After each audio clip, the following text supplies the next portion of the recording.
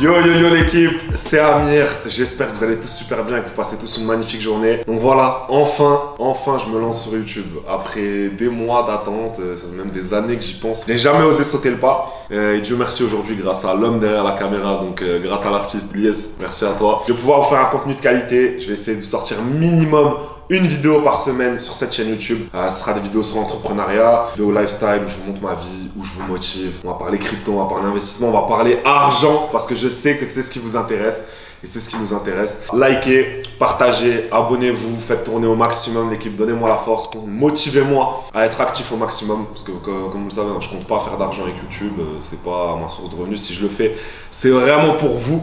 Donc voilà. Partagez à fond et let's go. Donc franchement, pour ma première vidéo, je vous dis la vérité que ça fait des semaines que je me casse la tête, je savais pas sur avec quoi commencer, etc. Et en fait, je me suis dit que je vais tout simplement vous parler de mon parcours. De comment est-ce que je suis passé de dernier de la classe, de futur chômeur, à aujourd'hui libre financièrement et multimillionnaire, on va pas se mentir. Donc aujourd'hui, on va parler de tout ça, je vais vous parler de mon passé, vous allez entendre mon histoire comme vous l'avez jamais entendu. On va rentrer dans les détails, je vais essayer de vous raconter un maximum de choses, de vous faire comprendre que si moi je l'ai fait, vous pouvez tous le faire. Donc là, je mange mon petit déj rapidement. Et ensuite, on va directement sortir, on va aller se balader et je vais tout vous raconter.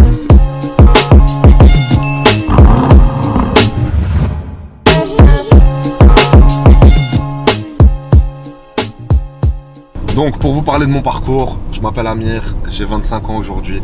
Je vis sur Dubaï depuis déjà 2 ans.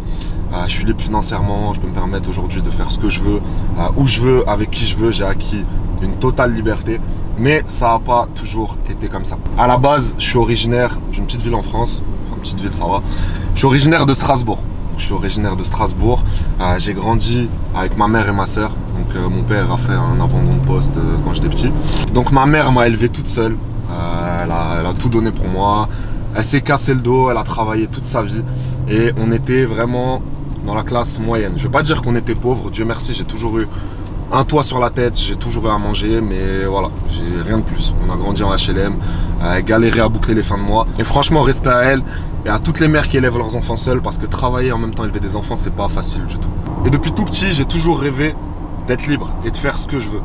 J'ai jamais aimé écouter les ordres, j'ai jamais aimé écouter les professeurs, écouter les patrons, etc. À l'école, je vais vous dire la vérité, j'étais quelqu'un de très mauvais. J'étais dans les derniers de la classe. Mais vraiment, on s'imagine tous quelqu'un là quand on repense à ses années collège, etc. Le dernier, c'était moi. Et pas du tout parce que je suis quelqu'un de bête, et c'est ce que j'ai cru pendant longtemps, mais simplement parce que j'avais du mal à me concentrer. Parce qu'il faut pas oublier une chose, c'est que l'école ne teste pas l'intelligence. L'école teste la mémoire.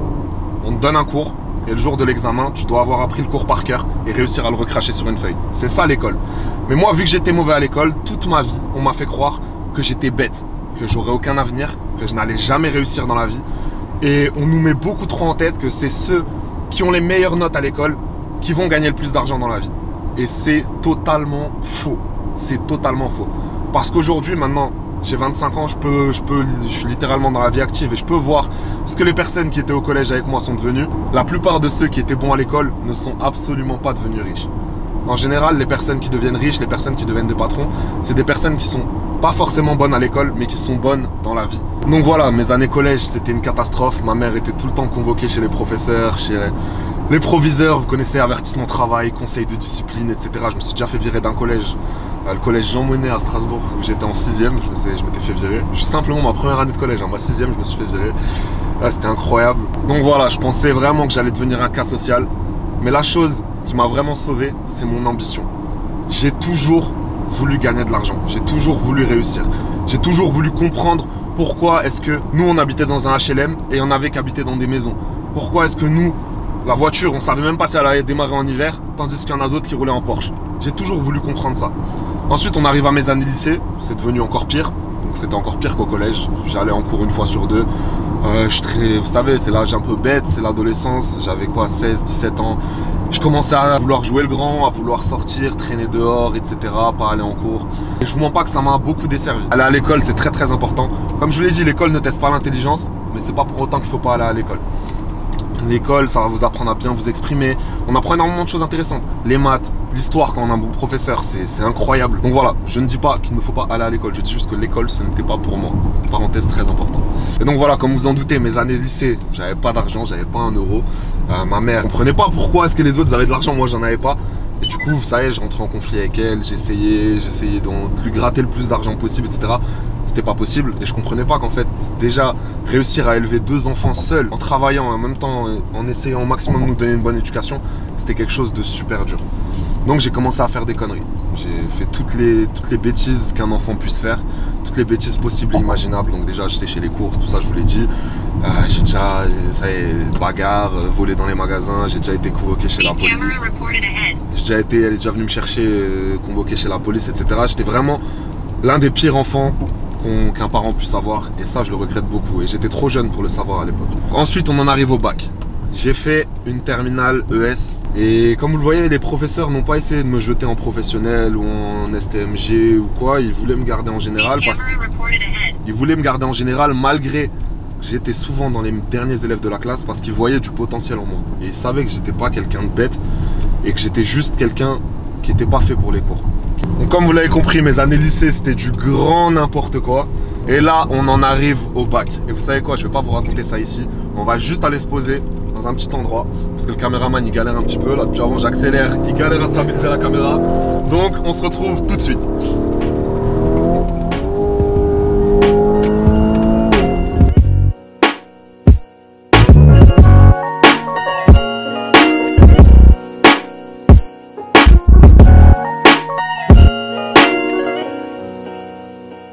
Et donc là, on en arrive à une période très importante dans ma vie. Le bac.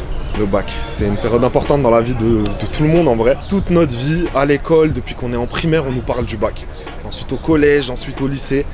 On nous parle du bac comme si tu ne l'avais pas, ta vie était un échec. Et ben faut savoir que le bac, je l'ai pas eu. Pas je l'ai pas eu, je l'ai pas passé, je n'y suis pas allé. C'est-à-dire que j'étais en ES, je pense que j'aurais pu l'avoir, mais le matin du bac, je l'avais pas préparé, rien du tout. Le matin du bac, je me suis réveillé et je me suis dit, ouais laisse tomber. Il y a une voix dans ma tête qui m'a dit, et je vous jure que c'est vrai, Amir, t'auras pas besoin de ça. T'auras pas besoin de ça, tu vas réussir sans. T'as pas besoin du bac. Personne va me dire que j'ai besoin d'un diplôme, d'un bout de papier, c'est pas un bout de papier qui va faire mon avenir. Et donc je n'y suis pas allé. Et comme vous pouvez l'imaginer, c'est une décision lourde de sens. Parce que après ça, tout le monde était contre moi. Toute ma famille, ma mère. Imaginez ma mère, elle s'est battue toute sa vie pour que j'ai toujours à manger sur la table, j'ai toujours un toit. Tout ce qu'elle voulait, c'était pas de l'argent, c'était juste que j'ai des bonnes notes à l'école, que j'ai ensuite un bon travail, etc. Comme la plupart des parents. Elle voulait que je devienne médecin ou avocat, etc. Mais ça, c'était pas pour moi. Et elle le comprenait pas encore. Elle a pété un câble quand je lui ai dit que je ne suis pas allé au bac. Même mes amis, les gens autour de moi. Non mais Amir, t'es sérieux, t'es pas allé au bac? Vous imaginez quand tout le monde a eu ses résultats dans mon entourage, parce que j'avais des amis qui avaient quasiment que mon âge. Ouais Amir, alors toi tu l'as eu ou pas? Ouais non, moi t'as oublié ou quoi? Je suis pas allé. Vous imaginez à quel point on me prenait pour la dernière des merdes, on va parler franchement. Donc voilà, à ce moment-là dans ma vie, je pensais que j'avais fait l'une des pires erreurs parce que les gens autour de moi m'ont monté la tête. Imaginez, mes amis me prenaient de haut. Les gens à qui je parlais, ne serait-ce que je parlais juste avec quelqu'un. Ouais d'ailleurs, toi t'as fait quel bac? Ah moi je l'ai pas. Les gens me prenaient de haut, vraiment. Et je pensais que j'avais fait l'une des pires erreurs de ma vie. Et aujourd'hui avec le recul, je pense que c'est l'un des meilleurs choix que j'ai fait pour moi. Attention, toi qui me regardes, si t'es étudiant ou quoi, je te dis pas de ne pas aller au bac. Parce qu'imaginons si j'avais eu le bac, ensuite j'aurais fait quoi?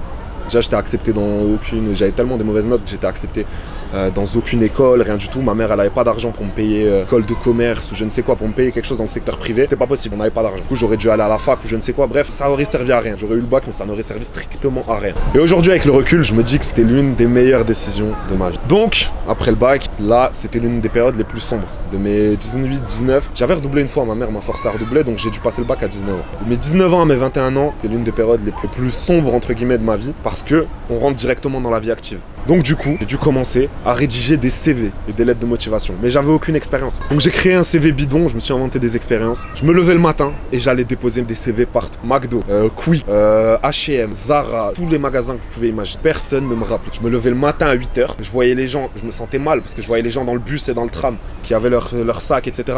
Ça se voyait qu'ils avaient un but dans leur vie. Moi, je savais pas où j'allais. J'allais dans les agences d'intérim, j'allais dans les magasins, dans les fast-food et je donnais mon CV. Et personne ne me rappelait. Et je vous dis que cette période-là, moment-là dans une vie, et je pense qu'il y en a peut-être certains qui le vivent quand qui me regardent, ça fait vraiment mal. Parce qu'on se sent inutile au monde. On se sent vraiment inutile. On sait pas ce qu'on va faire. On se sent piégé. Heureusement, le seul travail que j'ai trouvé, c'est dans une agence d'intérim. Et pas les agences d'intérim où j'avais déposé mes CV. Ceux-là, ils m'ont pas rappelé. J'ai eu un piston par un ami. Et heureusement qu'il connaissait quelqu'un dans cette agence d'intérim. Et du coup, j'ai commencé à bosser. Et c'était n'importe quoi. Ils m'ont pas appelé pour me proposer un CDD d'un mois ou un CDI ou je ne sais quoi. D'ailleurs, j'ai jamais eu de CDI dans ma vie. Ils m'appelaient, c'était des contrats à la journée. C'est-à-dire que le matin, il pouvait être 7 h du matin, je recevais un appel. Ouais, monsieur Amir, est-ce que vous êtes disponible là aujourd'hui de telle heure à telle heure pour laver des voitures? Moi, je disais oui. J'allais, je devais aspirer, laver des voitures pour prendre 60 € la journée, par exemple. Le lendemain, il me rappelait pas. Vous voyez, il y avait zéro stabilité. Je devais être disponible quand il voulait. Je me prenais pour un super-héros. On m'appelle, je dois apparaître. Donc, je l'ai fait pour plusieurs entreprises. C'était une expérience vraiment horrible. L'usine, c'est ça qui m'a vraiment fait le plus réfléchir. Parce qu'on dirait que t'es vraiment inutile, t'es un pion. Tu t'arrives, tu pointes ta carte, tu vas au vestiaire, tu mets ta charlotte, tu mets ta combinaison. Donc voilà, j'ai enchaîné les petits boulots. Et à ce moment-là, j'avais toujours, comme je vous l'ai dit, cette ambition en moi. Donc comme je vous le disais, je travaillais et à côté, je me renseignais sur l'entrepreneuriat. Quel business est-ce que je pouvais? Peut-être la musique, peut-être ci, peut-être ça. J'ai commencé quelques petits trucs qui servaient quasiment à rien. J'ai acheté des bijoux sur AliExpress ou j'ai acheté des habits sur AliExpress et je les revendais. C'était ma première expérience entrepreneuriale. Ça me rapportait quelques dizaines, quelques centaines d'euros, mais pas assez pour vraiment m'en sortir. Ensuite, j'ai commencé à me renseigner sur le e-commerce. Je me rappelle, je regardais des vidéos d'e-commerçants, je ne vais pas citer leur nom. Je commençais à essayer de comprendre le e-commerce. J'ai essayé de créer un site, faire du marketing. J'ai investi. Facebook Ads, j'ai pris des influenceurs, etc. J'ai gagné zéro. J'ai perdu de l'argent. Et à ce moment-là, je peux vous dire que quand on travaille, qu'on se bute pour gagner 700, 800 € par mois, parce que j'étais même pas à temps plein, je gagnais 700, 800 € par mois et que t'en perds 500 à essayer de créer un site, acheter des produits, faire des photos, faire de la pub pour t'en sortir et que ça ne fonctionne pas, je peux te dire que t'es au bout. Mais aujourd'hui, je comprends que ça, c'était le processus. Et que le succès, ça arrive pas comme ça. Trop de gens croient que le succès, ça arrive du jour au lendemain. Mais moi, quand je parle de mon succès, j'aime bien parler de mes échecs. Parce que, selon moi, le succès, c'est une échelle d'échec en échec, en échec, en échec, en échec, qui te permettra d'atteindre ton but prédéfini, c'est-à-dire le succès. J'ai recommencé à rôder sur YouTube, à me renseigner, regarder des vidéos d'entrepreneurs, etc. Et j'ai entendu parler de crypto-monnaie, de trading et de crypto-monnaie. Au début, comme la plupart des gens, c'est de l'arnaque, c'est quoi ces conneries, ça marche pas, blablabla, c'est pas possible. Et ensuite, je me suis pas forcément lancé, continué à travailler, etc. Et un jour, un ami à moi, je le remercierai jamais assez, m'a appelé et m'a dit: Amir, faut qu'on se voit et tout, j'ai un business. Je suis allé le voir et lui, en fait, est lancé dans une compagnie qui proposait des services dans le trading, dans la crypto, etc. Il m'en a parlé, je l'ai écouté, pour moi, c'était de la merde, c'était des conneries. Je lui ai dit: ouais, mais frérot, ton truc ça marche pas, c'est de l'arnaque, blablabla, blablabla. Par la suite, je l'ai pas trop calculé, je parlais plus trop avec lui. Mais par contre, je voyais sur ses réseaux que son lifestyle, il commençait à changer. Et ça, on peut pas mentir.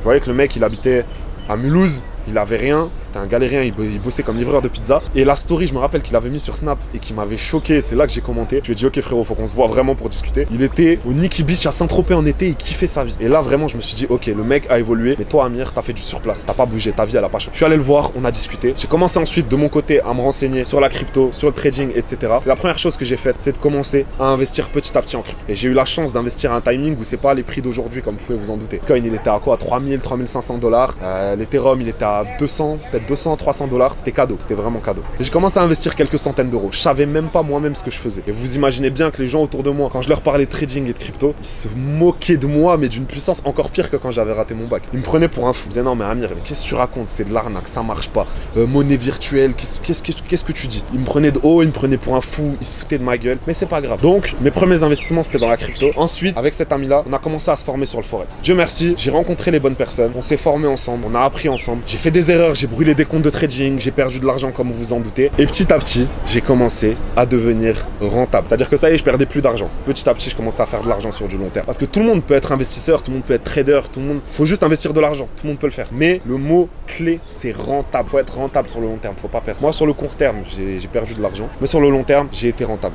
Et Dieu merci, je n'ai jamais abandonné. Imaginez si j'avais lâché la première fois que j'ai cramé mes premiers 500 € en trading. Je me rappelle comme si c'était hier. J'étais au bout. J'étais au bout. Psychologiquement, j'étais au bout. J'avais investi 500 €. J'avais réussi à faire monter mon compte de trading à 1000, 1500 € en quelques semaines. Et ensuite, j'ai tout perdu. Parce que je faisais n'importe quoi et j'avais pas de psychologie. À ce moment-là, quand tes amis, ta mère te demandent: ah d'ailleurs, ton truc, la trading, là, ça marche? La crypto, tout ça, ça marche? Toi, tu dis: ouais, non, j'ai perdu de la... Les gens se moquent de toi. Les gens se moquent de toi. Mais je ne me remercierai jamais assez d'avoir continué. D'avoir continué échec après échec. Parce que si j'avais abandonné, j'aurais fait quoi? Je serais allé bosser. Je serais allé bosser même pour 2000, 2500, 3000 € par mois. Allez, j'aurais jamais pu avoir un CDI à 3000 € par mois, mais disons, j'aurais jamais eu la vie que j'ai aujourd'hui. J'aurais jamais pu me permettre d'acheter une Lamborghini à 24 ans. J'aurais jamais pu me permettre de venir vivre à Dubaï à 22 ans. J'ai 25 ans et en seulement 4 ans, dans le monde de l'entrepreneuriat, j'ai accompli plus de choses que des PDG d'entreprises qui ont 60 ans, qui peuvent s'acheter une petite Porsche. Enfin, vous comprenez, il faut que vous réalisiez qu'aujourd'hui, on est en pleine révolution digitale et on a une opportunité en or entre les mains. C'est ça, Internet. Avec simplement un téléphone et une connexion Internet, on peut littéralement changer de vie, la team, et j'en suis la preuve. Donc voilà, j'ai démarré l'entrepreneuriat vers 2017-2018. J'ai commencé à investir en crypto-monnaie, en trading vers 2018-2019. Et j'ai commencé à vraiment en vivre en 2020. J'ai commencé à dégager des revenus qui étaient assez confortables. Je faisais à peu près entre 5 000 et 10 000 euros par mois au cours de l'année 2020, donc début 2020. Et ensuite arrive la période du Covid. Je pense que tout le monde s'en souvient. Donc voilà, du jour au lendemain, je me suis retrouvé bloqué à la maison. J'étais bloqué à Strasbourg. Donc voilà, pendant la période 2019-2020, j'ai commencé à un petit peu voyager. Je voyageais un petit peu à droite à gauche, j'allais à Londres, j'allais dans le sud de la France. Je commençais à kiffer le voyage, à bouger de Strasbourg, à voir un petit peu d'autres choses. Aller à Paris, ne serait-ce que Paris, pour moi, c'était un truc de fou. Je vous jure, juste aller à Paris, pour moi, c'était incroyable. Donc, il y a eu la période Covid et j'ai été forcé de rester enfermé chez moi. Ça a été quelque chose d'horrible. Je vous mens pas, au début, je l'ai très mal vécu. Ensuite, je me suis dit que c'était une période où j'avais du temps à mettre à profit. Et du coup, je me suis encore plus formé. Je me suis encore plus... Vraiment, je me butais toute la journée. J'étais devant mon ordi. J'étais pas là à regarder Netflix ou à jouer à la Play comme la plupart des gens. Je me suis interdit de jouer à la Play depuis que j'ai 16-17 ans. Depuis ma période lycée, je me suis interdit d'acheter une console.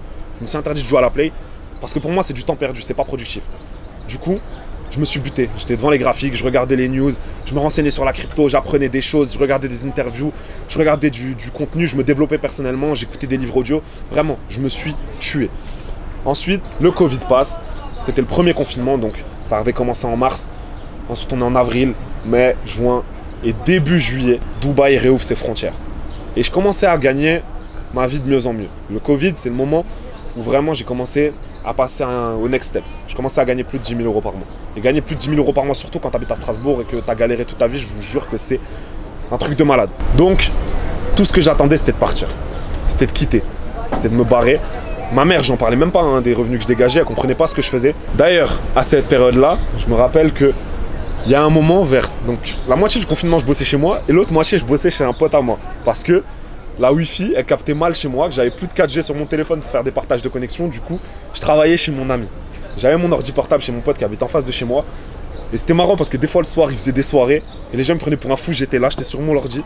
Eux, à côté, ils étaient là en train de boire, en train de s'amuser. Et moi, il n'y avait rien d'autre qui m'intéressait à part l'argent, m'en sortir et me tirer de là. Et voir partir prendre un avion et me barrer. Et Dieu merci, j'ai réussi à le faire. Début juillet, Dubaï a réouvert ses frontières. Et vous vous souvenez de mon ami qui m'avait parlé de la crypto-monnaie, etc. Lui aussi, il a évolué. Et ce qu'il a fait, c'est que lui, il allait s'installer à Dubaï. Il a ouvert une société, il m'a dit « Amir, viens avec moi ». Moi, à ce moment-là, je me disais pas, à aucun moment dans ma tête, je me suis dit « Je vais partir vivre à Dubaï ». Je me suis juste dit « Ok, on est au début de l'été. L'Europe, c'est la merde. Tout le confinement, etc. c'est la merde. Je vais prendre un avion, je vais aller à Dubaï et je vais voir ce qu'il en est. » Je suis allé à Dubaï et c'est là que ma vie a littéralement changé. C'est là que j'ai passé vraiment le next step. Je pense que quand je suis arrivé à Dubaï, je gagnais à peu près 15-20 000 euros par mois, ce qui était énormissime pour moi à ce moment-là. Ça me permettait vraiment de vivre confortablement. Et voilà quoi, j'étais bien. J'étais bien, mais j'avais pas envie que ça s'arrête et je voyais vraiment sur du long terme. Mon objectif, c'était de continuer. Au début, je gagnais, vous avez vu, je gagnais quelques centaines d'euros. Ensuite, j'ai réussi à gagner 1 000 euros, 5 000 euros, 10 000 euros par mois. Mon objectif, c'était de continuer. Si j'ai réussi à gagner 10 000 euros par mois, je peux en gagner 100. Si j'ai réussi à en gagner 100, je peux gagner plus. C'est ça ma mentalité. L'objectif, c'est vraiment toujours évoluer parce que quand tu stagnes, tu meurs. Dans ce monde-là, il n'y a rien qui... C'est soit on avance, soit on recule. Faire du surplace, alors que le monde avance, c'est reculer. Bon, du coup là, je vais vous laisser, on va marquer une petite pause. Il y a le repas qui arrive, je vais manger tranquillement. Ensuite, tout à l'heure, je vais aller m'entraîner et on va se retrouver dans quelques secondes. On va se retrouver à la villa et je vais pouvoir vous expliquer la période la plus incroyable de ma vie et la plus intéressante. Le moment où je suis arrivé à Dubaï et où tout a littéralement explosé pour moi. Où j'ai explosé mes chiffres, où j'ai explosé sur mes réseaux sociaux, où j'ai pu commencer à motiver, à changer la vie de milliers de personnes à travers le monde. Et tout simplement, le moment où je suis devenu millionnaire à seulement 24 ans, la famille. On se retrouve dans quelques secondes, let's go. I be in a loop, she be in a group. Brody want a friend, don't alley hoop. Turn something to nothing, bro, I'm living proof. How can I lose when we the who's? Still running around with more, shit ready, packed to go, yard. People probably think I show off, I ain't even give it yet. Running up a silly shit, staying off the internet. share the stage with Billie Eilish. Turn it any given time. Personal partners, pillow talking, cause I got rich without them. Only thing they should be saying is, baby, keep it silent. We ain't even deep as we used to be, this shit slick divided. Bro ain't got no hustle or nothing, so he gon' stick to violence. I be knowing the rundown, I'm doubting, so I can't speak about it. She know I'm a gangster, she love me, I bring the freak about it. Can't play with me, you know I come trim. Bon, je viens de finir mon sport, je suis rentré, je me suis douché, on est à la maison. Et là, il est temps que je vous raconte la dernière partie de mon histoire. Et la partie la plus intéressante, c'est mon arrivée à Dubaï et tout ce qui s'ensuit. Alors, comme je vous l'ai dit, je suis arrivé à Dubaï sans rien savoir, sans savoir que j'allais m'installer ici. Et finalement, je pense, maintenant avec le recul, ça fait maintenant 2 ans que je me suis installé ici, depuis l'été 2020. Et je pense vraiment que c'était l'un des meilleurs choix que j'ai fait dans ma vie. Parce que j'ai littéralement explosé ensuite dans tous les domaines. Dans tous les domaines, vraiment, Dubaï, ça m'a fait passer un cap. J'ai pu rencontrer des personnes incroyables, j'ai pu vivre des expériences incroyables. J'ai explosé sur mes réseaux sociaux. Mon Snap, bon, vous savez, il a sauté plusieurs fois pour ceux qui me suivent sur Snap. Mais mon premier Snap, il faisait des centaines de milliers de vues, voire des fois, j'en touchais le million de vues. C'était incroyable. J'ai créé une communauté de ouf. J'ai pu faire mon premier million, j'ai pu aider les gens, j'ai créé une communauté où je motive des personnes tous les jours. Et c'est ça qui me rend heureux, la famille, je vous le jure. Avant l'argent, avant le succès, avant les biens matériaux, etc.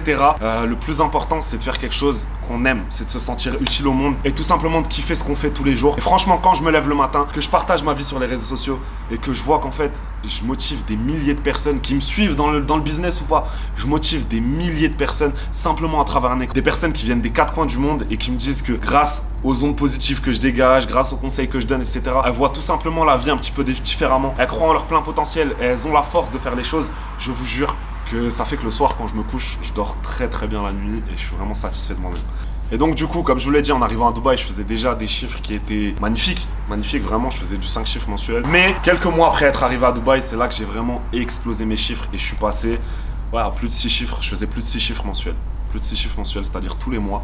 C'était au-dessus de 100K. Je sais pas si vous réalisez, c'est énormissime. Et franchement, ça a pas été facile. Ça a été, comme je vous l'ai dit, du charbon, ça a été dur. J'ai fait des choses incroyables comme en une journée, pour ceux qui se souviennent, ceux qui me suivent sur Snap, je vais essayer de vous l'incruster là dans la vidéo. Je crois que la vidéo je l'ai encore. Voilà. J'avais fait, on est le 28 décembre en 24 heures. On va se remettre à trader 4. J'avais fait 100K en 24 heures grâce à un trade. Je sais pas si vous vous rendez compte, c'était un trade sur l'or. Il avait littéralement explosé. Et là, quand j'ai posté ça sur Snap, j'ai cassé Snapchat. Je vous jure, les gens étaient littéralement choqués. C'était un compte réel, il n'y avait pas de bidon, etc. J'avais vraiment tout montré. Moi-même, j'y croyais pas. Et c'est vraiment le plus gros gain que j'ai pu faire en une journée. Ensuite, on va parler un petit peu des gens que j'ai rencontrés. Donc, comme vous vous en doutez, à Dubaï, la vie coûte cher. Il y a beaucoup d'argent, etc. Et donc, on en vient à côtoyer des personnes importantes, des personnes connues sur les réseaux sociaux, etc. Et j'ai pu tout simplement bâtir mon réseau. Ça, c'est quelque chose qui ne paye pas directement, mais beaucoup de personnes négligent l'importance d'avoir un réseau. Aujourd'hui, je sais que si j'ai un problème, si j'ai besoin de quoi que ce soit, j'ai besoin de, je sais pas, tout et n'importe quoi, quelqu'un pour créer un site internet, quelqu'un pour faire ci, quelqu'un pour faire ça, j'ai un numéro dans mon téléphone qui va me servir. Et ça, c'est très important, la team. Créer du réseau. Et je vous jure, c'est incroyable, mais je réalise que quand j'ai pris cet avion-là, début juillet 2020, pour aller à Dubaï, j'étais encore un enfant. J'étais encore un enfant. Et Dubaï, ça a fait de moi un homme. Parce que c'est la première fois que j'ai vécu tout seul. Avant, j'étais tout le temps chez ma mère. J'ai commencé à rencontrer des gens, j'ai dû me débrouiller tout seul. Il n'y avait personne pour m'aider. C'était moi et moi seul qui devais faire les choses. Et ça m'a vraiment forgé un mental. Ça m'a tout simplement appris à devenir un adulte. Je ne sais pas si vous réalisez, à un si petit âge, à seulement 24 ans, j'ai pu faire mon premier million. Mon premier million d'euros. J'ai pu... l'année 2021, c'était une année incroyable.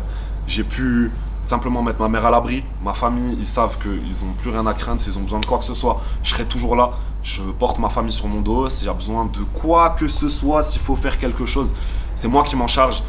J'ai pu acheter la voiture de mes rêves, même si, comme je vous l'ai dit, les biens matériels, c'est pas ce qui fait le bonheur, mais c'est quelque chose, c'était un objectif et vraiment c'était une fierté. M'acheter une Lamborghini neuve à seulement 24 ans, la famille, c'est une dinguerie. J'ai pu m'acheter un Urus à 24 ans, même moi je réalise pas. Alors que 2 ans avant, je vous jure que 2 ans avant, quand j'étais à Strasbourg, quand j'avais 21-22 ans, j'aurais jamais pu m'imaginer accomplir de telles choses. Et c'est pour ça que c'est important, l'équipe, de croire en vous. C'est très important, c'est un conseil que je donne souvent, mais vous savez, ça fait un peu bateau, croire en toi, mais c'est vraiment la base. C'est la base, parce que si tu crois pas en toi, personne ne croira en toi. Il faut que tu te dises ça. Et vous êtes énormément à me regarder, vous avez un potentiel en vous, enfoui, mais vous ne réalisez pas, vous ne le réalisez pas vous-même. Et du coup, vous avez peur parce que toute votre vie, on vous a répété que vous n'étiez pas capable de faire les choses. Et donc, bah vous faites tout simplement rien. Vous ne prenez pas de risques, vous avez peur et vous passez à côté d'un potentiel énorme. Dites-vous qu'aujourd'hui, il y a des gens qui vivent la vie que vous rêvez de vivre alors qu'ils n'ont même pas la moitié de votre potentiel. Je suis aussi très content parce que Dieu merci, je n'ai pas changé. Je n'ai pas essayé de devenir quelqu'un d'autre, je suis resté fidèle à moi-même. Je suis quelqu'un de super humble et je sais qu'il y a beaucoup de personnes qui regardent cette vidéo et qui peuvent peut-être se dire que si je raconte tout ça, c'est pour montrer, etc. Pas du tout, pas du tout. Si je vous explique tout ça, c'est parce que je sais que là, si ça se trouve, il y a des personnes là, toi qui me regardes, peut-être que t'as rien accompli, peut-être que t'es comme moi, tu viens de rater ton bac, t'as rien, tu dors chez ta mère, elle te met des coups de pression tous les jours pour que t'ailles travailler, etc. Et je veux que tu comprennes que oui, tu peux mener une vie incroyable. Mais ça va te demander énormément de travail et énormément de sacrifices. Donc voilà, cette vidéo est terminée. J'espère, Ilyes, j'espère qu'elle va pas être trop longue. J'espère vraiment qu'elle va pas être trop longue. On va couper quelques passages. Je sais que j'ai beaucoup parlé, vraiment là, j'ai énormément parlé. Mais c'est mon parcours, c'est mon histoire et je ne l'ai jamais partagé avec autant de détails. Et j'espère que ça pourra servir à certains et surtout te servir à toi qui me regarde. Le grand bonheur, ce serait que quelqu'un, peut-être dans 6 mois, peut-être dans 1 an, peut-être dans des dizaines d'années, mais quelqu'un vienne me voir et me dise qu'en ayant regardé cette vidéo, il a eu un déclic et il est tout simplement allé chercher la vie qu'il rêvait d'avoir. Il a travaillé dur et aujourd'hui il est libre, etc. Et franchement, ce serait un plaisir de voir cette personne et de la serrer dans mes bras. Et voilà, ce serait un kiff. Donc voilà l'équipe. Abonnez-vous, likez. J'espère que cette première vidéo vous a plu. On va essayer d'en poster une par semaine. Let's go, bonne soirée à tous la famille.